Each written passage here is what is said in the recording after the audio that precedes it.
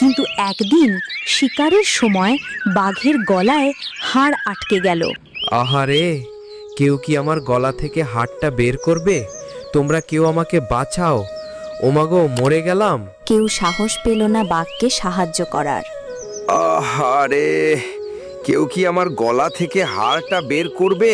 আমি সাহায্য করব, তবে পরে যেন আমায় কষ্ট না দাও। তুই আমায় বাঁচা, আমি তোকে পুরস্কার দেব। বক তার বুদ্ধি দিয়ে হাড়টা বের করে দিল।